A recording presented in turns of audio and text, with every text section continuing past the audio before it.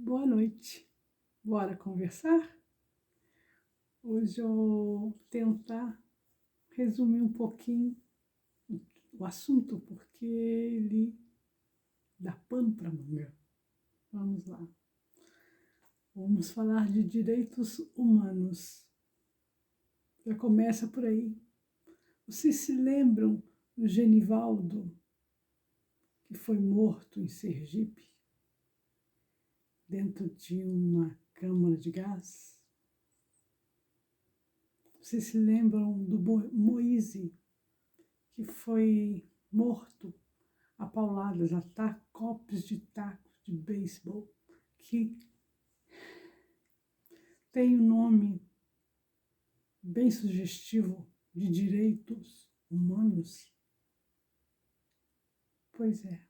Então vamos começar a entender por que é que uma coisa tão abjeta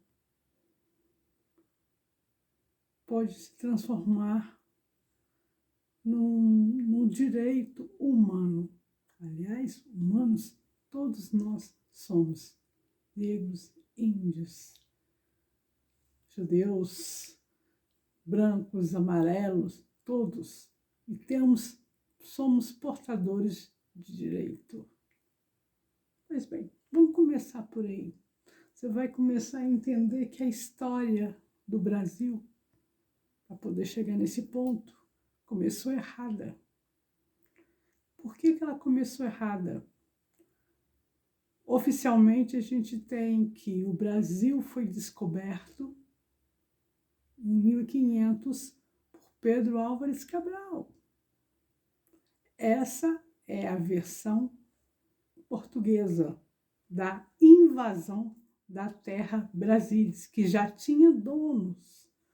Os donos eram os indígenas que moravam aqui. Então a gente não tem como não pensar que para poder firmar o poder do português, aconteceu o genocídio da população indígena, que está super reduzida na atualidade, mas foram milhões de pessoas, e esses milhões de pessoas foram mortos deliberadamente, sim, ou além disso, por doenças que eles não tinham proteção para eles não tinham convivência com nenhuma pessoa de fora, e essas doenças vieram com os portugueses. Daí, se já começou errado, também começou com o país sendo fatiado como um bolo, transformado também junto com a América Espanhola como uma fatia, né? E aqui no Brasil as fatias chamavam-se capitanias hereditárias. Para poder ganhar esse trechão de terra com tudo que estava dentro, os portugueses determinavam famílias que assumiam aqueles pedaços de terra para poder trabalhar e explorar o que tinha que acontecer. Resumindo, com isso o Brasil foi explorado, teve sua mata nativa praticamente derrubada, suas riquezas locais, então vamos lá, tudo, ouro, pedra preciosa, madeira, tudo foi explorado e foi levado para fora do Brasil. Então vamos falar assim, o saque do Brasil já começou há muito tempo, certo? Agora, voltando às capitanias hereditárias, muitas das pessoas que você hoje conhece como políticos, que têm cargos de relevância em tudo, na saúde, na justiça, na política, em tudo, tem sobrenome. E esses sobrenomes normalmente são conhecidos, vamos falar que em São Paulo é muito usado esse termo, quatrocentões. São pessoas que vêm desde a época tomando posse de um pedaço do Brasil como um dono. Acontece que para ter esses poderosos que podem decidir, mandar naquele pedaço de chão, e era uma lei, naquele pedaço de chão, foi criada uma classe servil, que era a mais pobre, que, se os ricos, os filhos, aqui no Brasil não tinha educação de primeiro, não tinha faculdade, não tinha nada, isso costuma o Lula falar, que foi criada uma primeira faculdade aqui, a universidade, para poder conceder um título de honoris causa para um rei que veio visitar. Eles criaram uma faculdade. Antes disso, os filhos dos ricos estudavam em Coimbra, estudavam fora do Brasil, então estudavam em Portugal, alguma coisa em Portugal, ou na Espanha, ou na França, ou na Inglaterra. Agora, os remediados, que seriam a classe média, agora, eles tinham, quando começou a ter escolas, eles frequentavam, mas as escolas eram basicamente para poder manter os ricos lá onde estavam, muito ricos, e os outros conformados, mais educados, para dizer que sabiam alguma coisa. E os mais abaixo, seria a classe pobre, eles eram totalmente analfabetos, analfabetos mesmo, não sabiam ler nem escrever. Assim tornava mais fácil a dominação. Devem estar vendo um vídeo que está rodando por aí, e que o fazendeiro já foi levado às falas com o Ministério Público Trabalhista. Ele estava falando que os funcionários dele teriam que votar no Bozo, porque senão seriam demitidos e não conseguiriam emprego mais. Resumindo, era o que existia, isso chama curral eleitoral, era o que existia na época do Império, vamos falar assim, na República Velha também. O que acontece?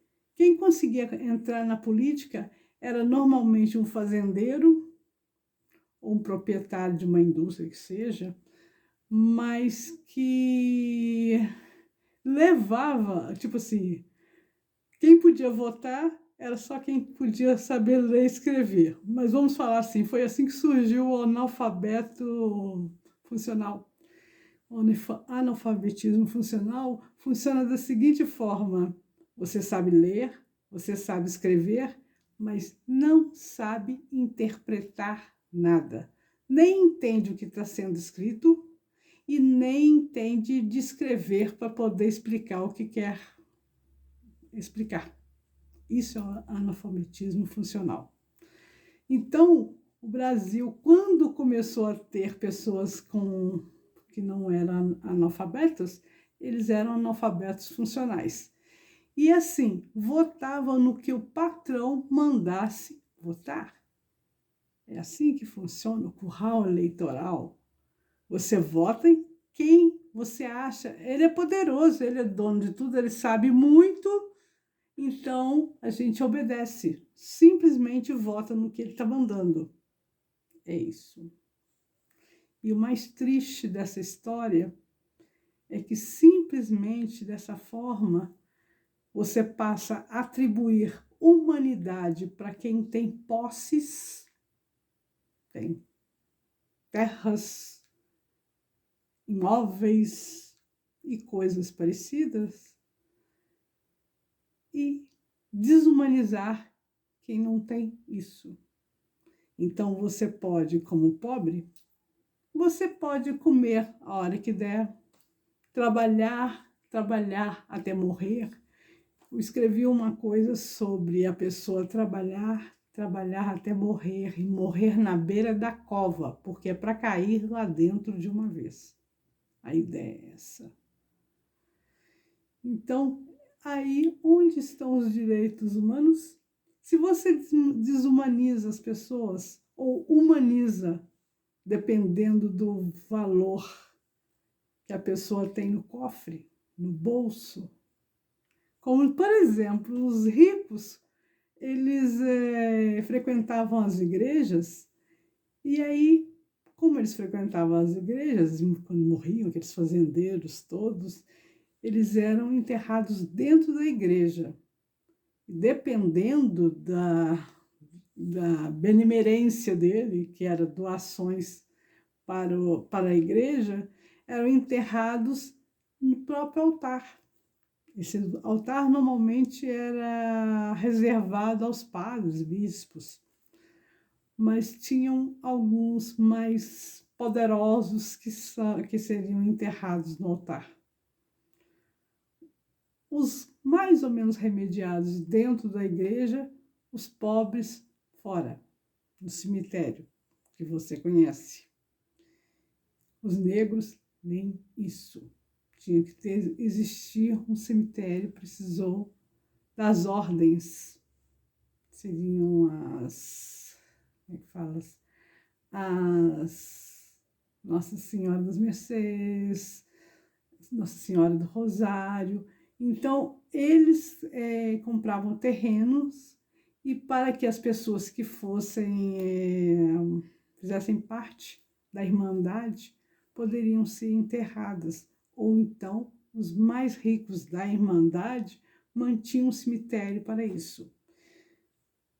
Isso tudo faz parte do direito humano que nem todos têm. Foi o mesmo direito que, vendo os mais poderosos como os verdadeiros humanos, então os escravos não eram nada. Aliás, a própria Igreja Católica, isso nós precisamos reconhecer, a própria Igreja Católica afirmava que negros não tinham alma. Quem não tinha alma não era uma pessoa. Cadê o direito humano? Tá vendo? Esse assunto de direitos humanos é uma coisa muito recente para nós aqui no Brasil. E algumas vezes no mundo. Mas é muito triste isso, porque é como se legitimasse a exploração do outro, desumanizando a gente. Eles simplesmente não tinham, é como se aliviasse a consciência deles para poder explorar, maltratar e usurpar tudo. É nesse Brasil que foi construído a partir daí que a gente vive e que estamos vivendo esse terror que é esse governo, desgoverno, e que breve vai para onde buraco que onde ele veio. Nós temos que eleger o Lula. Boa noite.